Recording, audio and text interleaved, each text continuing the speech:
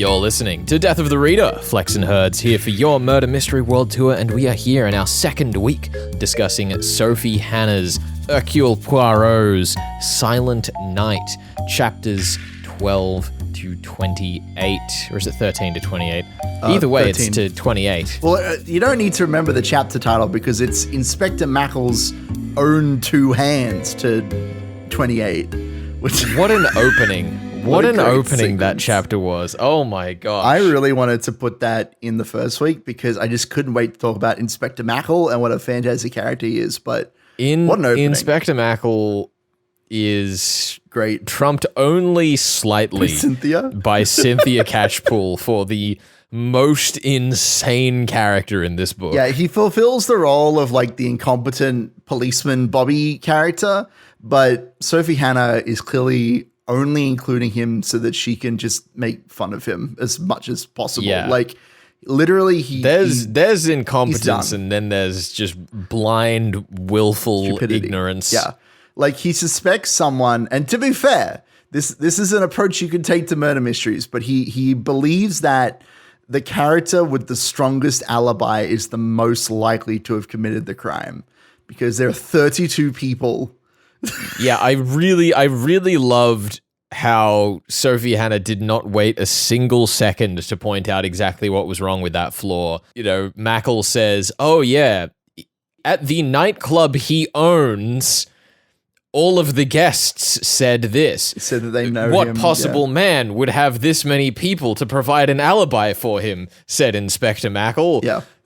Goodness, I wonder. If only we knew what he did for work. If only we could correlate these two things and make some sort of deduction based off the clues that have been presented to us, right? That opening aside, though, Mackle is really kind of just completely unimportant in this story. Well, he's good fun. I did enjoy his presence, but I mean, look, I'm not the one solving the book, but I'd say he's a very effective smokescreen in some instances, and also is obviously a venue for comedy, which is a huge part of this book, just keeping you on board in general. But yeah. The real meat of this story is getting outside of Frelingsloe for these particular chapters. It's the first time we get to really explore what's going on in Munby-on-Sea. And I did quite like the way that Sophie Hannah in this set of chapters really played with this idea that I will say somewhat ironically to my previous comment, Mackle is a great example of, which is that Sophie has sort of divided the book into two types of characters, as I see it. There's the characters who will observe things, and there's the characters who will impress their observations onto other people. So Mackle and Janet and Jonathan and Cynthia, and I think Dr. Osgood, whenever they're talking, will always end any observation with "don't you thinks" and "isn't it obvious, you must agrees," but everyone else will just make an observation. They'll just say, "oh yes, this is true."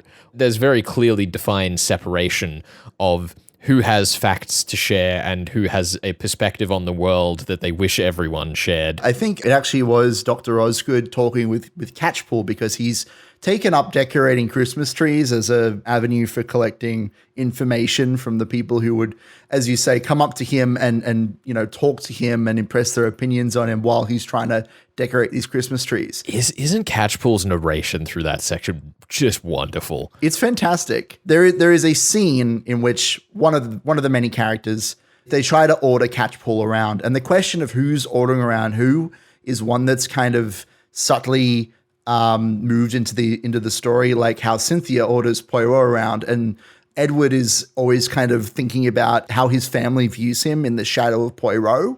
But as the novel goes on, Poirot takes steps to reinforce his positive relationship with Catchpool, and they rely upon each other. It gets so gay. It's fantastic, it gets so gay. But I kind of love it. I love that there's such a positive, totally not gay relationship between the Holmes and Watson of this group. He made me feel like the refraction from a gorgeous diamond or whatever. Whenever he steps into the room, Catchpool is swept off his feet and everything. And the whole world becomes brighter in his presence. Good. But yeah, I really love the way that this novel goes about the relationship between these two characters. Because Poirot and Catchpool trust each other to investigate different things with different methods, that also means that Sophie can play with the structure of the novel, jumping between the two characters. There's not actually that much of a structural difference between the scenes that are creating and venting tension.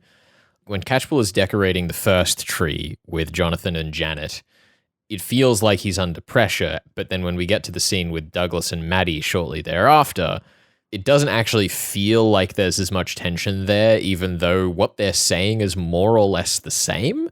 And I'm not sure quite what that is in the way that Sophie Hannah's written it, but just the countenance with which people approach Catchpool creates these very stark differences. I guess what I enjoy about the structure, literally from chapter to chapter, there are numerous points in the narrative where something really drastic will happen or be implied to happen, and then the next chapter will be something completely separate or something happening at the same time as the previous chapter, or even earlier in the previous chapter. This happens multiple times. The other thing is that we often jump from a Catchpool chapter to a Poirot chapter, but Catchpool is writing them all and recounting the Poirot chapters from conversations he had later with Poirot. So there is sort of this implicit lack of urgency because he's recounting it secondhand. Well, that's kind of interesting thing. I was going to point out a specific circumstance of this. So Poirot is given the warning.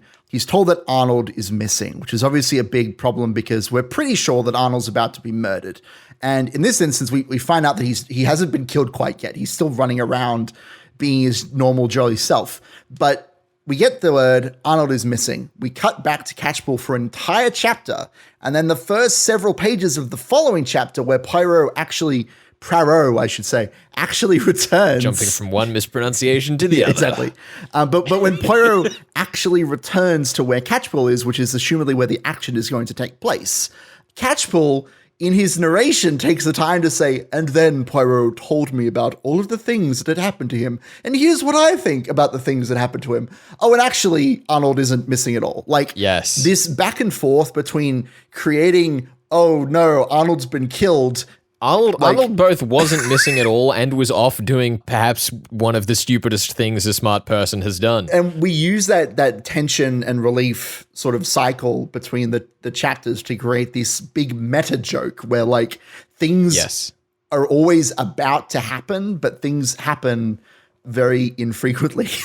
Like actual crises. I mean, there's even a bit where Poirot says, I have discovered the ultimate puzzle and I'm so close to getting all these solutions done. And then we do a flashback to his night in the hospital, which shall we talk about that now? Oh my God. Cynthia. Basically, Cynthia, our narrator's mother, who has been nightmarish this entire book, insufferable, decides that since Hercule Poirot needed to get to the hospital where Stanley Niven was killed, the most obvious way to hurry things along was to poison him with his tea twice, so that he would get there sooner, so that they could all enjoy Christmas together. She poisons him twice. And yes, it is with the motivation. Yes, fails the first time. I was talking about this in the first week, how everyone kept falling asleep, and it turns out it's because Cynthia is a sociopath. Yeah, she's poisoning people to try and hurry the plot along, which is great. And she's talking about how wonderful it is that one of her friends is like drugging her husband. He goes on and on. He has strange political aspirations or something. Whenever he tries to talk about getting into politics, she drugs him so he forgets what he was doing, which is definitely a big, nasty crime. Yep. Yeah, Cynthia's fun in that regard, that, as you say, she like imposes her will upon people. And at first it's through observations, then it's through tea and cakes, then it's through an insufferable stay over Christmas, and then it's poisoning. But it should be pointed out, of course, and this is another one of those structure things that like we are expecting, because this is the flow of a murder mystery novel. We learn about the crime, we interrogate the suspects, we investigate the scene of the crime, and then some other complications happen, and we wrap it all up with the denouement, the denouement, some might call it. Dun, dun, dun. But of course, what Sophie Hannah's done is that she has concocted a reason for us to avoid seeing the actual scene of the crime in Inspector Mackle, but then brought us to the scene of the crime anyway by virtue of Cynthia's poisoning. And so I'd just like to point out how she's managed to keep us, like, both derail the typical detective story structure and then bring us back on track with the same sort of device. Someone with tremendous authority being really insufferable. And I just think that's really impressive. Yeah, I mean, the thing is, the entire novel is in many respects a tribute to Stanley Niven and Arnold Laurier. They are both very lighthearted, unserious people who would see no harm done, and so the book makes every endeavor to have this entire ordeal about two murders seem as unserious as possible in a way that is not disingenuous to what the text is actually saying. And it's kind of genius. Yeah, it's not disingenuous to the topic of Christmas and to the tone of a Agatha Christie novel, I suppose, which I do really enjoy. Like, you know, we can't do high-speed car chases necessarily, so a friendly family poisoning. Well, that would be outrageous. Nobody's ever done that before. I haven't seen that before in a professional work of fiction. Definitely not a professional one. Not professional. Very unprofessional. Anyway, speaking of unprofessional. You're listening to Death of the Reader, your murder mystery world tour here on 2SER 107.3. We are talking Sophie Hannah's Silent Night, a Hercule Poirot mystery, and we'll be back with more of that in just a second. Stick around. You're on 2SER 107.3.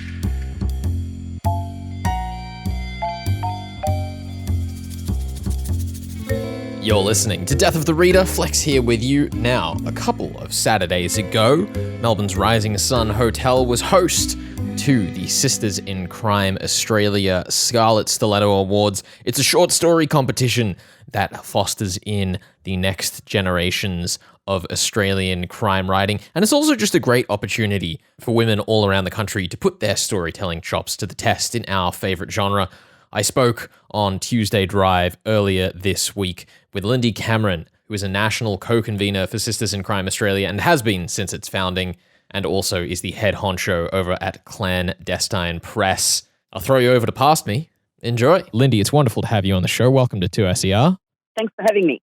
They've been running for 30 years. You're responsible for publishing the collection that comes out each year. How do you go about picking from the, 4,000 entries that you've had for the Scarlet Stilettos to sum it up in the 30th anniversary collection?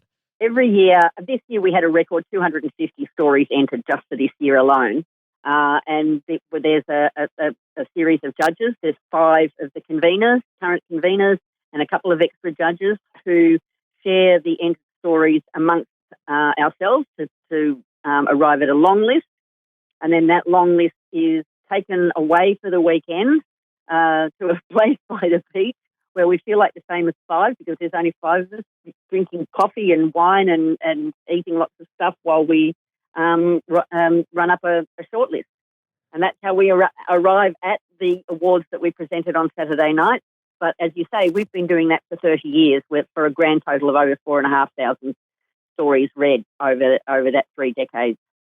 And I've been doing it for the entire 30 years, so my brain is full of lots and lots of murder mysteries. Yeah.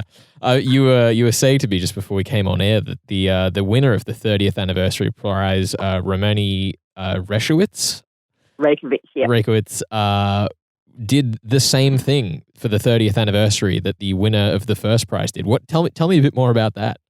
Well, Kate Kennedy back in 1994 won the first prize. She entered 2 stories back 30 years ago. One she'd been working on for several weeks. And then on her way home from posting that entry, she had an idea for another one, ran home, wrote it up in like half a day, put that in the post. And that's the story that won her the first Scarlet Stiletto trophy. Romani did exactly the same thing this year. She claims on the night, she told us on the night that she had written that award-winning story, which also won the Art and Crime Prize as well. So it won 2 categories. She also did the same thing. She wrote it in a couple of days leading up to the deadline to have the story put in. So it's kind of a nice little bookend for how much time you can spend on a story. You can work it to death and win, or you can just, have inspiration on the spur of the moment and do the same thing. Yeah, so for those of us who are in the crime fiction world, the Scarlet Stilettos, I think, are a very familiar part of the calendar with some amazing authors that have come through, like Aoife Clifford, for example, who's gone on to get published after winning the Scarlet Stilettos.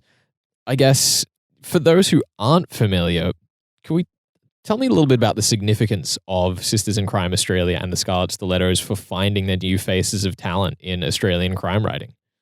Well, we started as a readers and writers group. There weren't that many writers. This is 32 years ago. We've been going for nearly 32. I think it's 33 next year. I'm losing track. I'm getting old. And we started just as a group who were celebrating the books and fiction that was out there written by Australian women and international writers as well.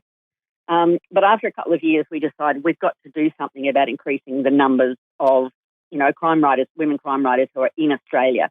And so we thought, well, what better way to do it than to start a short story competition? Now, in the first couple of years, we only had, monetary prizes, quite low back in those days, and just the first, second and third prize. And then, sponsors would come along and they would say, well, we'd like to sponsor a youth prize, or we'd like to sponsor a malice domestic category. And so gradually over the years, we ended up with, lost track, 15, I think, 14 categories we've got now, 13, something like that, lost track. They cover all sorts of things like malice domestic. My publishing company, Clan Destine Press, sponsors the cross-genre prize, which means you can write a story that, as long as it's got a crime and mystery in it, it can also be fantasy or sci-fi or spec fic. Love that. Other categories are, the best thriller or the most satisfying retribution, although that seems to apply to nearly every story that gets entered. Yeah, I get. So we came up with all of these other categories. So people who enter have a chance of winning, a category for which they specifically entered, but they're also always in for the first, second, and third prize. So, as I said, Romany won both the first prize, which is the fabulous Scarlet Stiletto trophy shoe, which is actually a real fair dinkum shoe that we source from shoe shops and op shops and things like that. Fabulous red shoe. Love that. And we remove the heel and we replace it with a dagger. Yeah. So that it has both meanings of the word stiletto. So as I said, Romany won that prize, but her story was also the best prize, the best story in the category that went to an art crime. So basically, we wanted to get people while they were young, which is why we started with the youth prize as well. Tara Moss was the first person to win that prize back in the day, and that's when the category, when we thought youth people were 21. We thought young people were 21 and under. It's now gone down to 19 and under 19. So. Yeah. And I mean, Tara is a great example of one of the I think it's now 34 authors who've gone from the Scarlet Stilettos on to be published as kind of full-length authors, which is just fantastic. Yeah. It includes Angela Savage and Ellie Marnie and Aoife Clifford, as you mentioned, Anna Snickstra. And Kate Kennedy is one of Australia's best-known short story writers still. She won for the first 2 years in a row, back-to-back. And that's when we were a bit worried that maybe the whole competition might turn into the Kate Kennedy Awards. So we banned her from entering anymore and said, okay, if you want to be involved, you now have to be a judge. And so she happily did that. And interestingly, that happened another 4 times. So there are 5 writers who won first prize twice who were banned and had to become a judge. That's fantastic. Now, last thing before we go, Lindy, I understand that the crime fiction's wheel never stops turning and entries are already open for next year's Scarlet Stilettos. Entries are open for next year's Scarlet Stilettos. And as you mentioned at the start, every year we produce an ebook of that year's winning stories. That means first prize and all the category prizes. But because this year was the 30th anniversary of the competition, Clan Destine Press has published a paperback and ebook called The Scarlet Stiletto, which features only the first prize winning stories from 3 decades. And I've already had feedback from people saying it's one of the best single collection of women's crime writing that they've read for ages. So absolutely. Which is great feedback. Lindy Cameron there, National Co-Convenor for Sisters in Crime Australia and founder of Clan Destine Press, where you can grab a copy of those Scarlet Stiletto collections. We'll have links up on the podcast. We're going to jump back in to Sophie Hannah's Silent Night in just a second. Stick around. You're listening to Death of the Reader.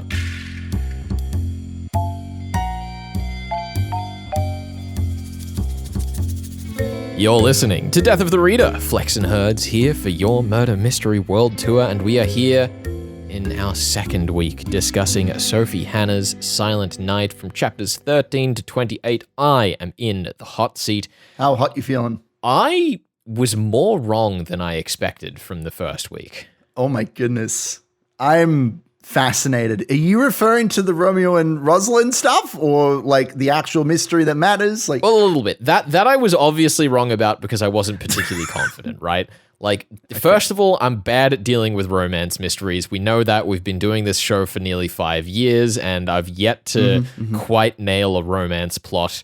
Except I did one really good, and I don't remember what it was now, and I was very proud of myself at the time. it's not important. I'm sure it doesn't matter. Anyway, part of that was obviously that one of the people in the Rosalind situation hadn't actually been introduced yet. Yes. Which is Olga. Well, she doesn't show up until she basically confesses the whole thing. Like, Yeah, we have this scene between Catchpool and Olga where he says, I wondered to myself why she would stay with this person. And she goes, you're probably wondering why I would stay with this person.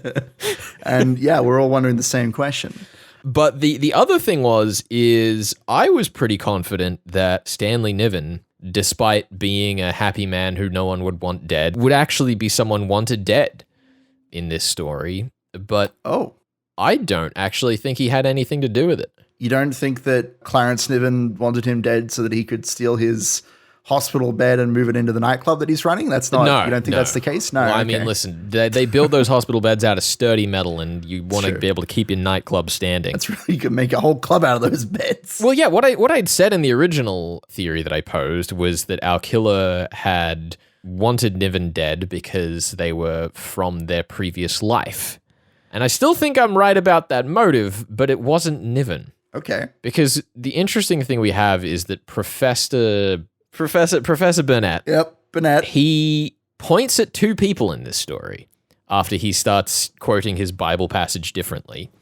The first of them is Vivienne Laurier, who says that she felt like she was being accused, which, hot take, she was. Ooh. And the other one is B. Haskins, the nurse, B. Haskins, who was in the room with Burnett when the crime was supposedly committed. Interesting. Now, I thought it was strange at first that B. Haskins was in the room by the window watching across the courtyard and didn't see what Burnett saw.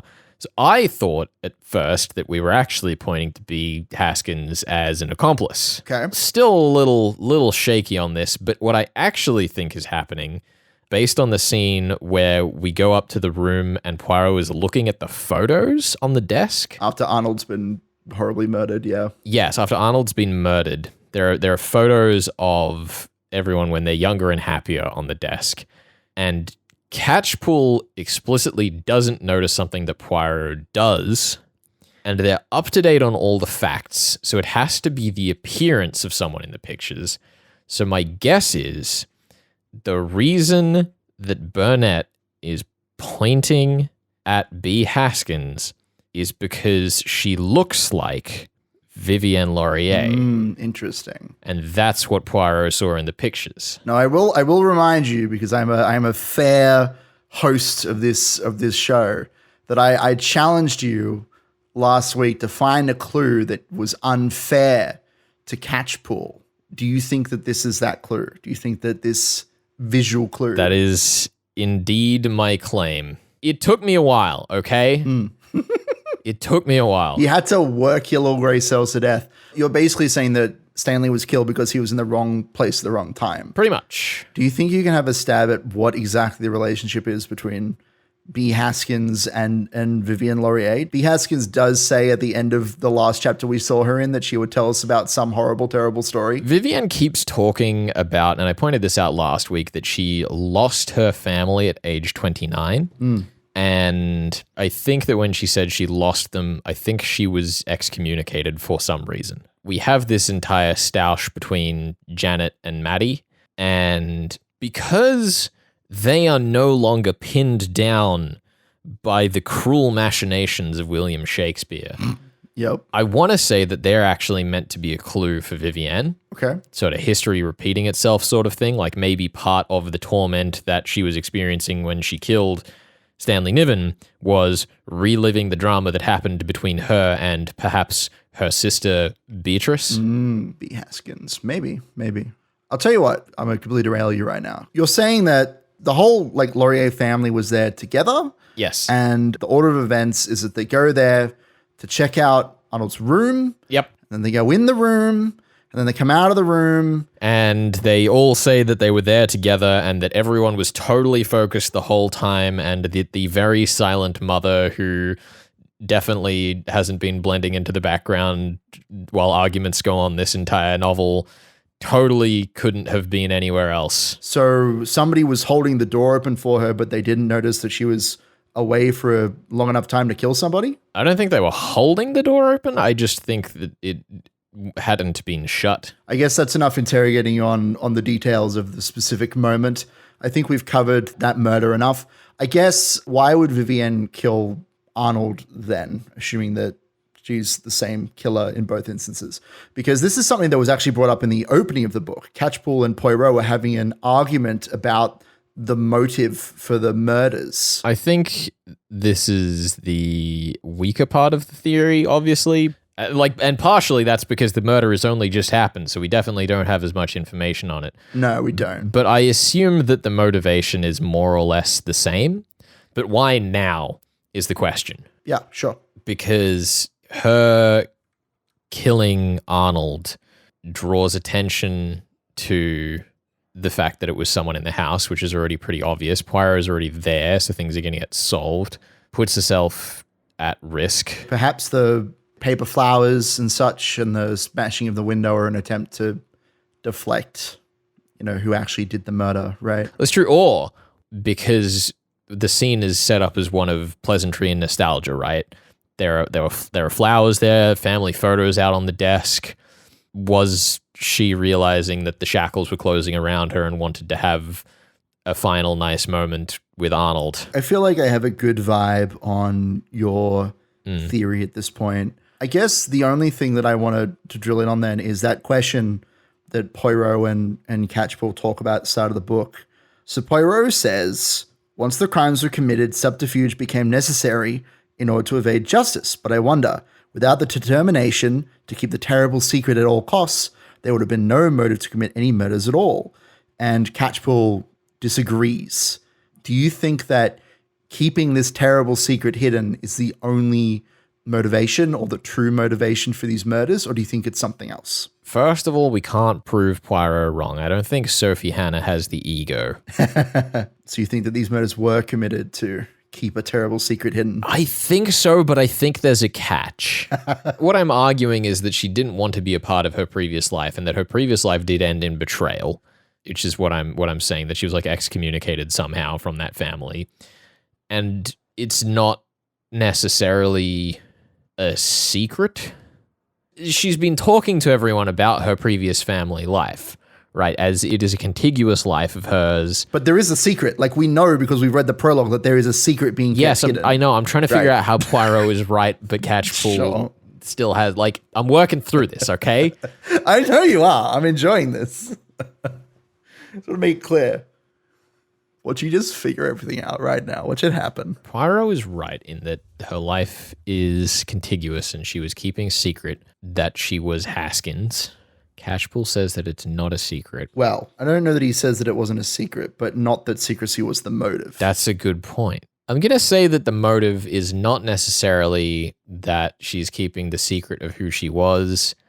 It is that she is clinging on to the life she has now, in that somehow being connected to B. Haskins means that she has to reopen that wound. That still is playing with the idea of secrecy, but like in her mind, it's not about the continuity, oh, this terrible thing I did in my past. It's that she's trying to like extricate herself from that portion of her existence altogether. Sounds pretty cool. It sounds like a lot of big words. I like that. I don't know how to make Poirot almost wrong, okay, dude? It's a challenge. Look, maybe he's just less wrong than Catchpool, and we'll just leave it at that. I think that'll do it. That was fun trying to tease out of your brain the last few grey cells that remain after this discussion. So I suppose we'll wrap things up there. And of course, return next week for more Death of the Reader, your Murder Mystery World Tour, where we'll be reading up till the end to chapter 38, Writer Than Thou, which is a really fun chapter name given that discussion we just had. You're listening to 2SER 107.3. Catch you then. See ya. Happy reading. Wait, no, that's Poples again. God damn it. And Merry Christmas.